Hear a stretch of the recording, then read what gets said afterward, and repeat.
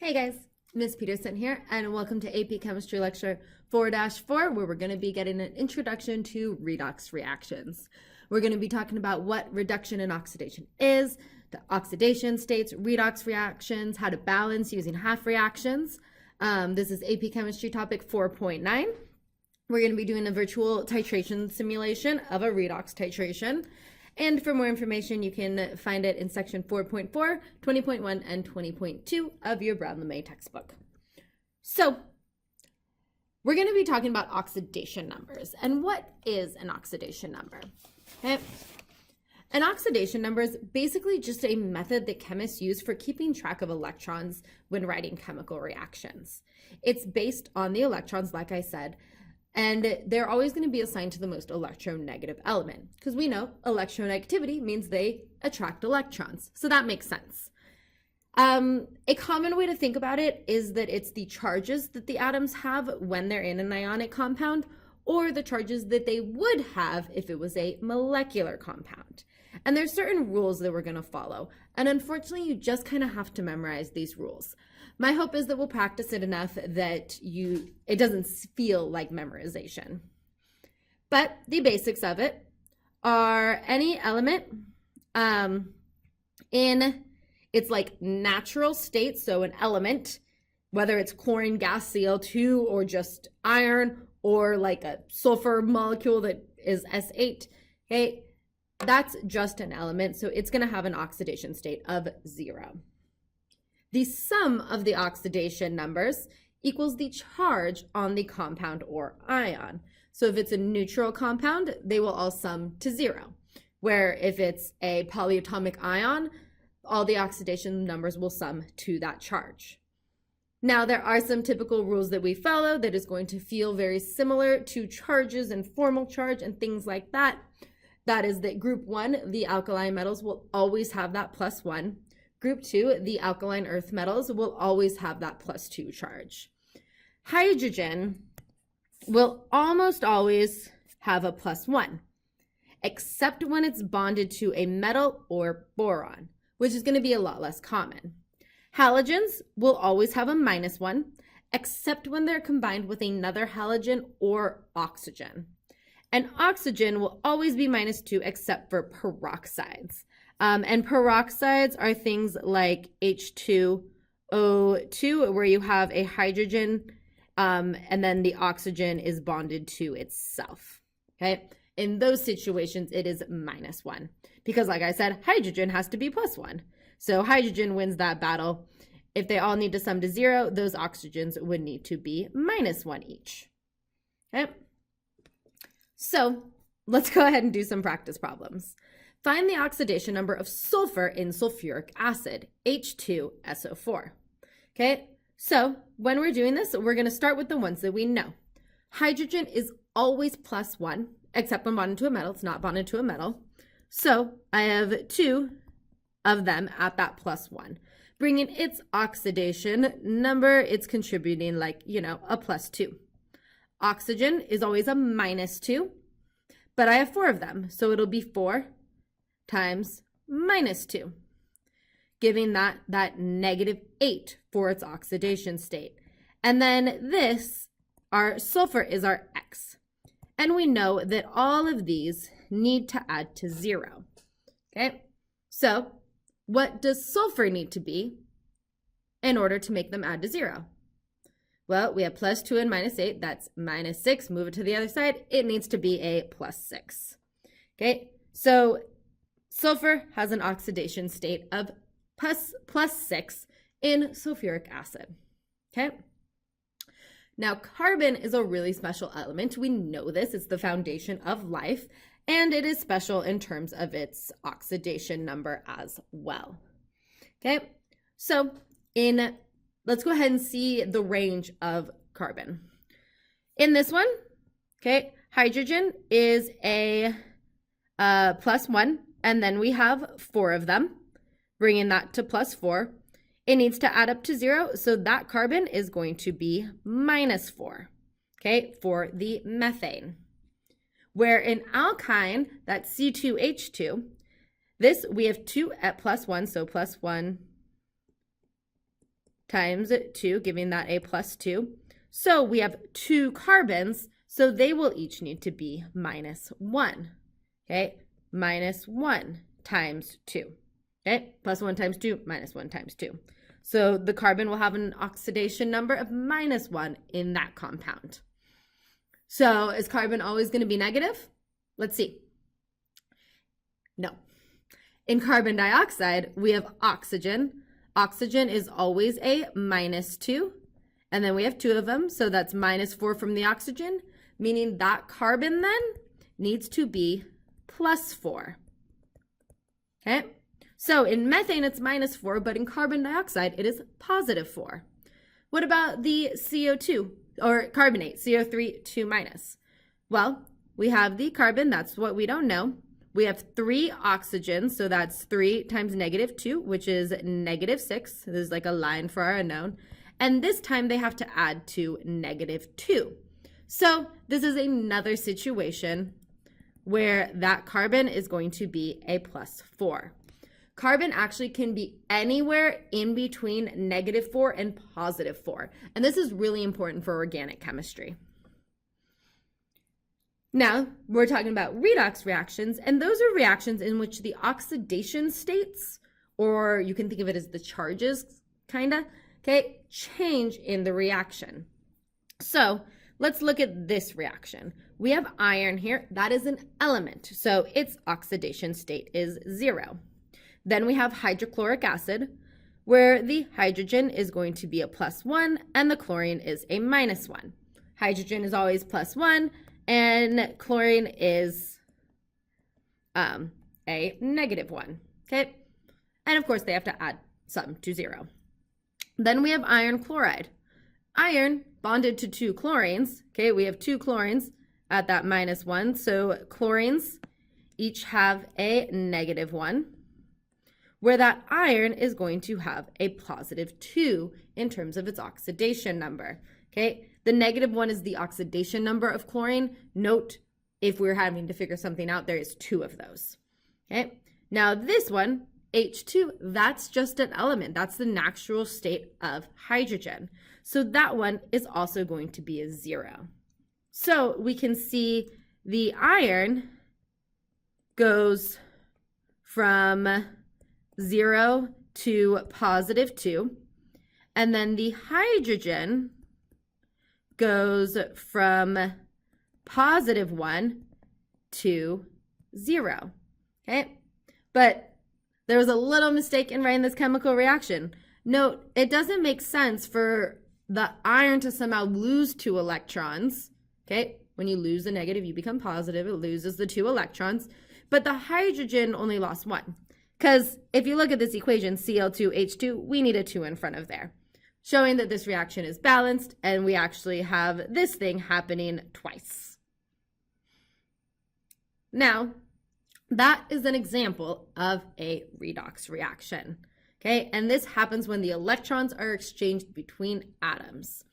Now, when something is oxidized, that means the atom lost electrons.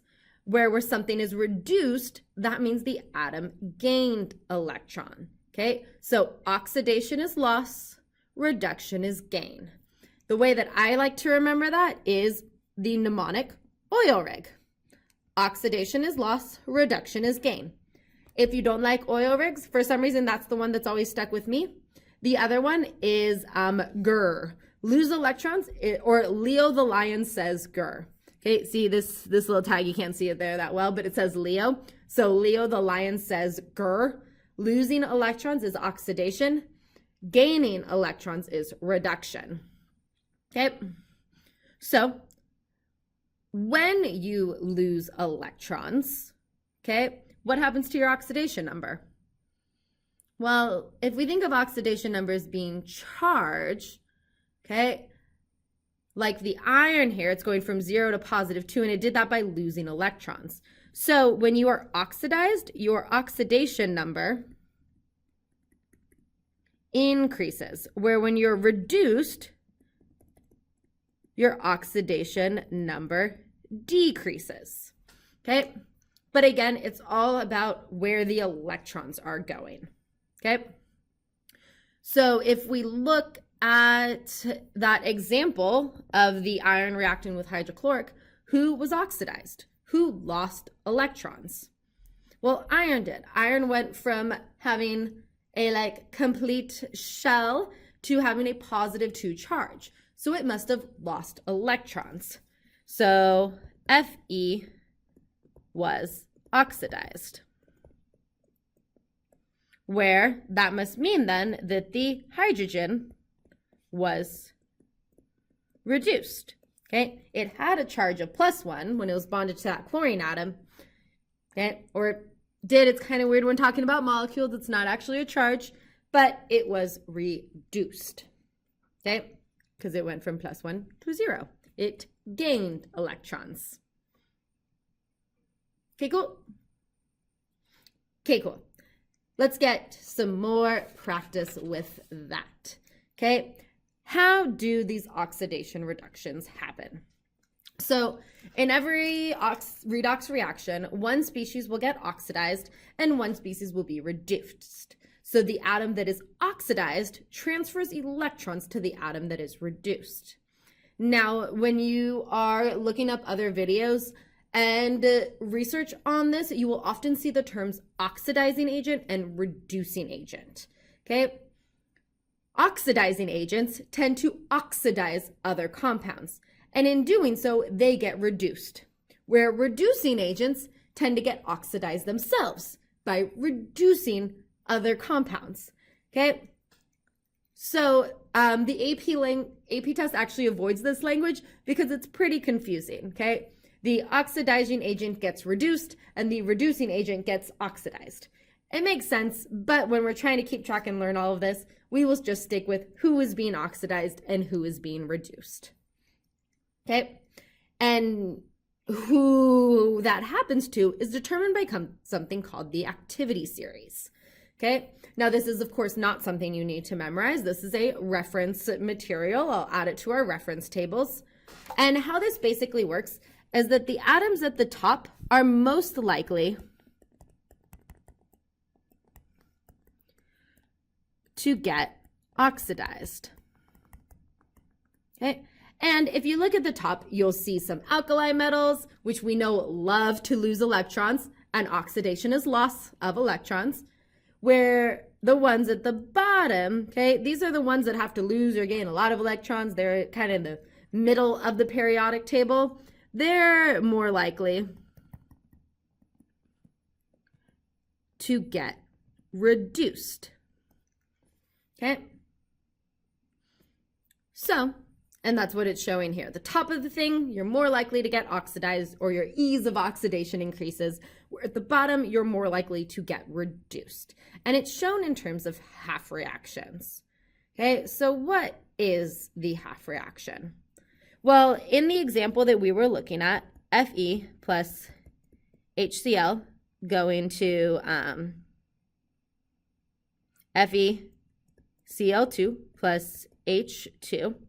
If we were to write just what was going on in the iron and what was going on in the hydrogen, we would get these half reactions. The iron is going from being an element to being an ion with a +2 charge. The hydrogen is going from being a hydrogen ion to H2. Hydrochloric acid, we know, is a strong acid. It dissociates completely in water. So this compound and this compound would dissociate completely in water. So if we were writing our net ionic, it would just be the Fe plus the 2H plus going to the Fe2 plus and H2 gas. Okay, and hopefully you can kind of see how these reactions can combine to form this reaction. Okay, the electrons end up canceling out, so you have the Fe and the 2H plus reacting to form the Fe2 plus and the H2. Okay, now just a little side note that might kind of help this make sense. Another way you can think of oxidation reactions is rusting. So if we have Fe solid reacting with oxygen gas, okay, it forms FeO. Okay, iron oxide. Okay, so we can see that iron going from an oxidation state of 0 to a +2. It gets oxidized. And that's actually where that language comes from. Oxidation is rusting, and it's reacting with oxygen. Now, we know iron rusts, okay? But look down here. What kind of metals don't rust? Well, our jewelry, okay? Gold and platinum. Those are way down here at the bottom of the activity series, meaning they're not that likely to get reduced. That's why they don't get reduced. They stay shinier longer than if you had earrings made of iron, okay? Or even worse, earrings made of aluminum or calcium, or sodium would just explode if you sweat, so probably not that, but you know. That's why platinum and gold don't rust. They're low on the activity series. Or maybe they're low on the activity series because they don't rust. That's probably a better way to say that. Okay, let's do some practice problems with this. Okay. In the reactions shown below, determine who is getting oxidized and who is getting reduced.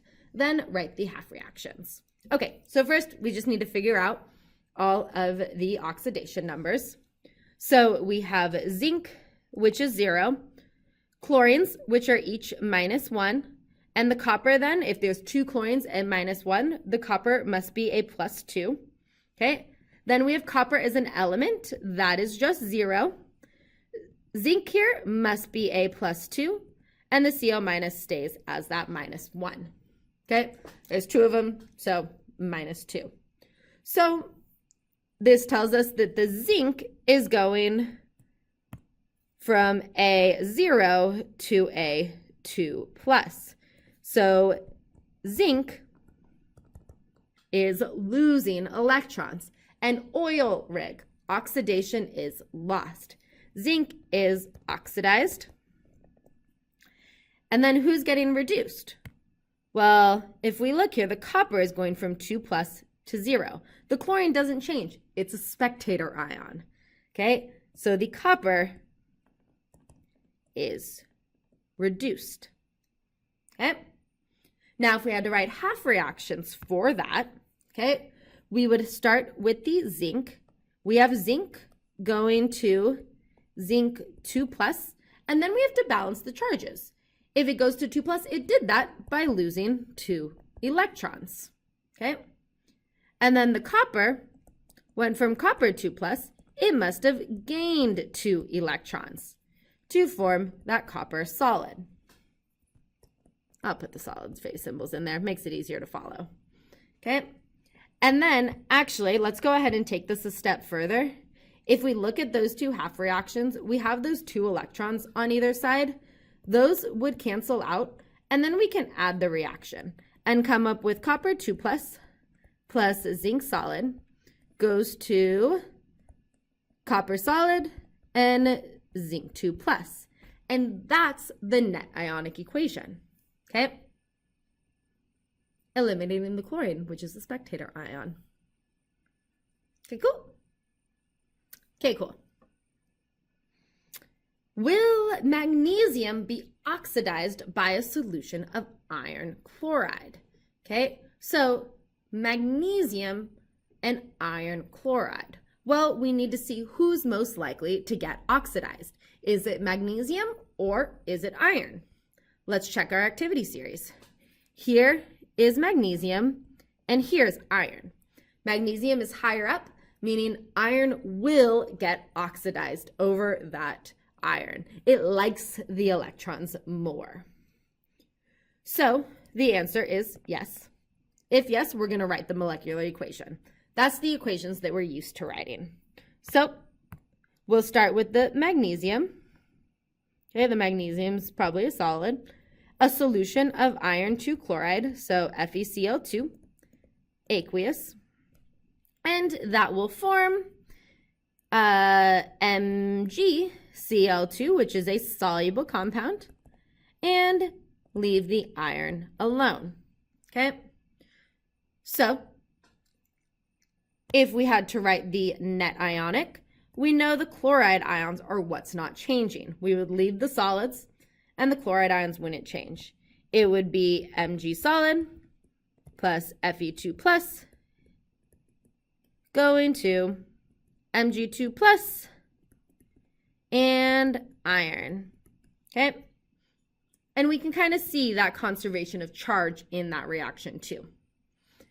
To write our half reactions, first our ox half, it's redox, so the ox half of that, well, who gets oxidized? Who loses electrons?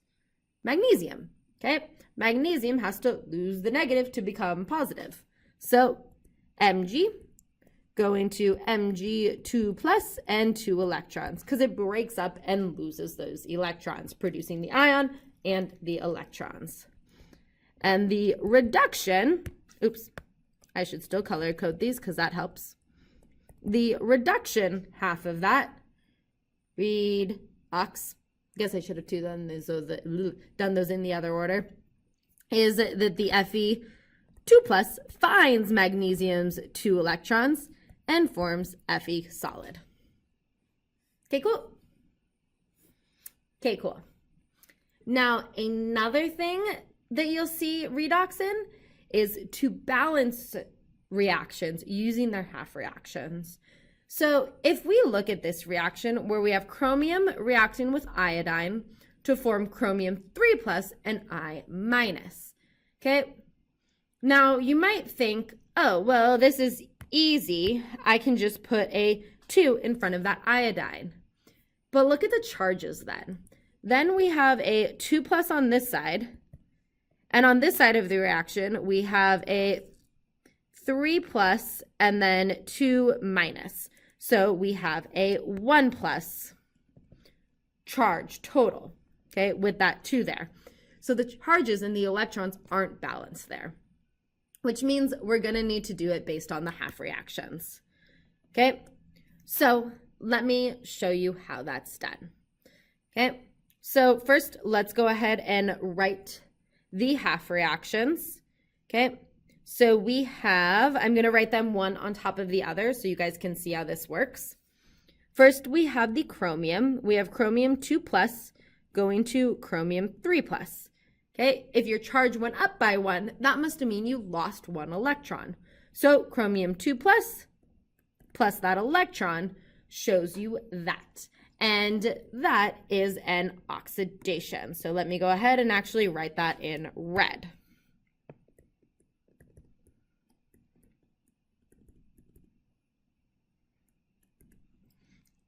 That must mean that the iodine is getting reduced, which makes sense. It's going from 0 to -1. Okay, to do that, you have to gain electrons. Oil rig, reduction is gain. So it must have gained an electron.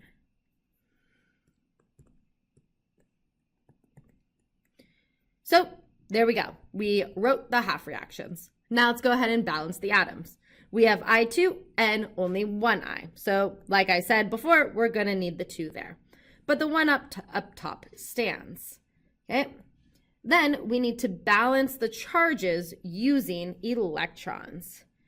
So if I have 2 negatives there, I'm going to need 2 negatives on this side. So I'm going to put 2 there. And I had already balanced this one using those electrons, okay, when I was writing it. So far, that checks out. If needed, multiply the whole reaction by a coefficient to balance the electrons. And that means like between the 2 reactions, okay? Because eventually we're going to have to add these reactions so that the electrons cancel. So what I'm going to be doing is I'm going to be taking this whole reaction and multiplying it by 2. So now I have 2 chromiums, and 2 electrons, okay? Note that doesn't change anything about my charges. I still have a +4 on this side and then +6 minus 2, so +4 on that side. But now I can cancel out my electrons. And we do that when we merge those reactions. So the 2 electrons on both sides of the arrow cancel each other out. and then we just merge them. We have 2 chromium 2 plus I2 forming 2 chromium 3 plus 2 I minus. Okay, and now both our atoms and our charges are balanced. Okay, and we can always check that. We have a +4 here and then a 0, so the total on that side is +4. Okay, and then on this side we have 2 3 pluses, so a +6 and 2 minuses, -2, bringing that charge to +4 on that side. So we have full conservation of charge. Okay, cool. Okay, cool. Now, what about a redox titration? How can we use this to do titrations? They're very similar to acid-base reactions, but the main thing is that instead of the indicator being responsible for the color change, it's actually the ion itself that's responsible for the color change. Okay? So when that ion gets oxidized or reduced, it changes color. The most common one used is potassium permanganate, KMnO4. Okay, because that magnesium, that MnO4 minus, is a deep purple color. And let's go ahead and figure out what happens to that compound. Let's figure out its oxidation state. So we have the K, which is the +1. We have 4 oxygens. Each oxygen is a -2. So we have -8. And this needs to sum to 0. So the magnesium number of that one manganese must be +7. Okay, so it's going from +7, and then in the reaction, it gets reduced to a +2. So +7 to +2, that's a change of 5 electrons. Okay, basically it gains 5 electrons, okay, when it gets reduced. So let's use this as an example problem, okay? And I stole this example problem from the Princeton Review. A 50 milliliter solution of sodium oxalate, Na2C2O4, is titrated by an acidified solution of 0.135 molar potassium permanganate. The solution turns pink after 14.56 milliliters of the potassium permanganate is added. Given the following half reactions, what is the concentration of the oxalate solution? Okay, so our first step here is we're given these half reactions, but they are so not balanced. Okay, we have the atoms balanced, but we can't add these to get the total reaction, which we're going to need to figure out the mole ratio of the oxalate to the manganese ion. Okay. Now, if we need them to be balanced, okay, we have the oxygens. The only thing that's we just can't add them together because these electrons aren't balanced. So we need to find the least common multiple, right? That's what it's called, okay? So in this case, it's going to be 10. So I'm going to take the whole reduction one and multiply it by 2. And I'm going to take the whole oxidation one and multiply it by 5. So when I do that, my reduction, had I been using blue for reduction? I hope so. I don't remember. I feel like it's the other way around. Oh well. Okay. So we have 16 now H plus 2 magnesium manganate ions plus 10 electrons, forming 2 Mn2 pluses and 8 H2Os. Okay. Now for the oxidation half, I'm multiplying it by 5, and I'm going to keep those arrows aligned. So I have 5 C2O4, 2 minus, going to 10 carbon dioxides and 10 electrons. Okay, so we need to add these reactions and merge them. The 10 electrons cancel each other out because there's one on the reactant side and one on the product side, but unfortunately nothing else cancels. So we just have this big reaction. 16H plus 2MnO4 minus plus 5C2O4 2 minus going to 2Mn2 plus 10 carbon dioxides plus 8 H2Os. Woo, that was a lot. Okay, so now we need to think about what's actually going on in this reaction. Okay, we are adding the sodium oxalate. So we're focusing in on that oxalate ion. Okay, and it is being titrated by the potassium permanganate.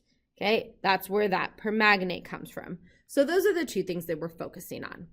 Now, it turns pink after that many milliliters has been added. So we can use that to figure out our moles of oxalate. First, I'm going to convert it to liters. So 0.01456 liters of that KMnO4, okay, potassium oxalate.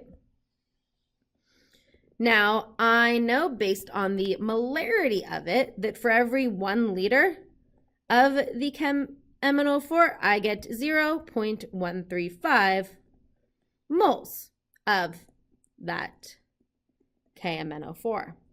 Okay, now also I want you guys to recognize that we are talking about that potassium permanganate, but it's the manganate ion that we actually care about. And luckily, it's a 1-to-1 ratio. So when I say 1 mole of KMnO4, I could also report that as 1 mole of MnO4 minus. Okay, just kind of keep that in your head. That is how that works out. Okay, so now how many moles of oxalate then did I have? Well, for every 2 moles of the MnO4 minus, okay, I can oxidize 5 moles of the C2O4 2 minus. Okay, so let's just go ahead and solve it out at that point. The number of moles in my sodium oxalate solution of the oxalate is 0.004914 moles of that oxalate. Now, because in sodium oxalate it's a 1-to-1 ratio, that also means then that I have 0.004914 moles of the sodium oxalate. Na2C2O4. So then to calculate its molarity, just going to move that over. Okay, molarity is the moles per liter. And I had 50 milliliters of it in that solution. So 0.050 liters. Okay, which gives us a concentration of 0.098 molar, or 98 millimolar. Okay, cool. Okay, cool. And just so that you guys know, redox is a super important type of reaction. It is what the metabolism is.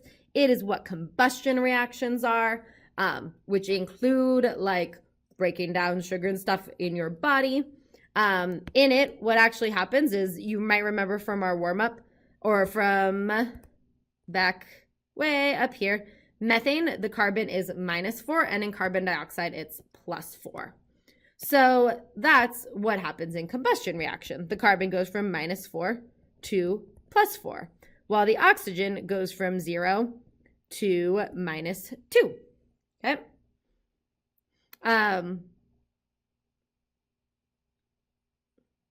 And the hydrogen, well, the hydrogen doesn't change. Also, this carbon here is also -2. For glucose, this carbon, it's a little bit hard to find, but we have the oxidation state of the hydrogen is +1 and oxygen is -2. So we have 12 and then -12. Hey, what's the oxidation state of carbon in glucose? It is 0. Okay, kind of cool. And then in that carbon, it is the -4. You could go through and show that conservation for all of these, but just to give you a sense of why we study redox reactions. They're also important in batteries. Who knew? We'll get more into them later this year. But that's it for now. Okay, cool. Okay, cool.